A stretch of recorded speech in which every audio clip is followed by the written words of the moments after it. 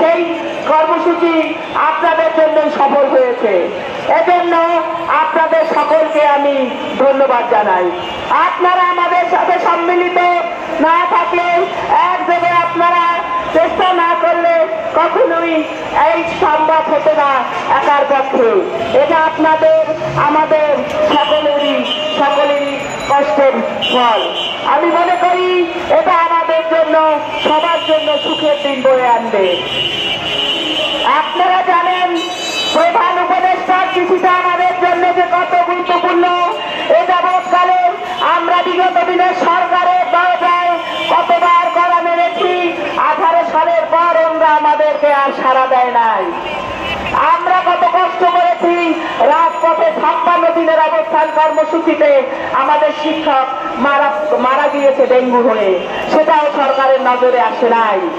অতএব বর্তমানে বৈষম্য বিরোধী আন্দোলনে দেশ সংস্কার চলছে।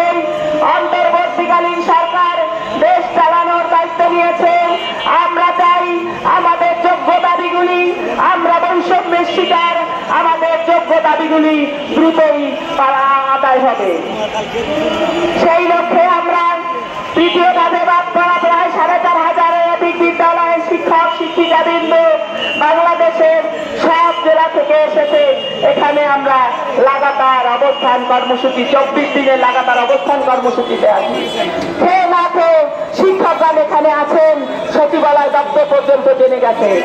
ইনশাআল্লাহ আমাদের প্রধান উপদেষ্টার চিঠির কার্যকারিতা তারা সুন্দরভাবে করেছেন।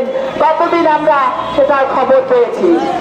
তবে সম্মানিত সহযোদ্ধা শিক্ষকদের প্রতি আমি আপনাদের প্রতি বিশ্বাস রেখে, আপনাদের প্রতি আমার ভালোবাসা রেখে, শ্রদ্ধা রেখে আমি বলতে চাই, বাংলাদেশ বেসরকারি কেন্দ্রীয় কমিটির উদ্যোগে আপনারা যারা সাড়া দিয়েছেন, আপনাদের জন্যই এই কাজটি সম্ভব হয়েছে। আপনারা যদি রাজপথে যে যদি কান্নাকাটি না করতেন, আপনাদের পেটে ক্ষুধা, আপনাদের পেটে ভাত নাই, আমাদের ঘরে চাল নাই, আমাদের সন্তানেরা না খেয়ে থাকে, এই কথাটি বুঝাতে সক্ষম হয়েছি শুধু আপনাদেরই কারণে।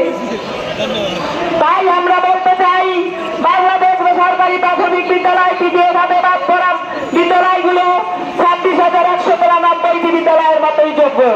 যেসব বিদ্যালয়ের শিক্ষকেরা 26,193টি পরিবারের শিক্ষকগণ, যেহেতু সেখানে তারা জাতীয়করণ পেয়ে তারা সরকারের সরকারি বেতন পায়, তাদের পরিবার সচ্ছল হয়েছে, বেকার সমস্যা সমাধান হয়েছে।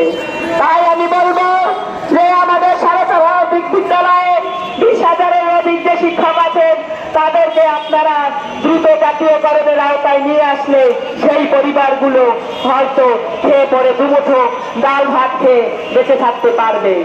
এবং আপনারা যদি আমাদের এই দুঃখ কষ্ট বুঝে আপনারা যদি আমাদের এই কাজ করে দেন, আমরা বিগত দিনের আমাদের যত কষ্ট, আপনাদের জন্য আমাদের যত অনুযোগ সব ভুলে আমরা ইনশাআল্লাহ বাড়িতে ফিরে যাব।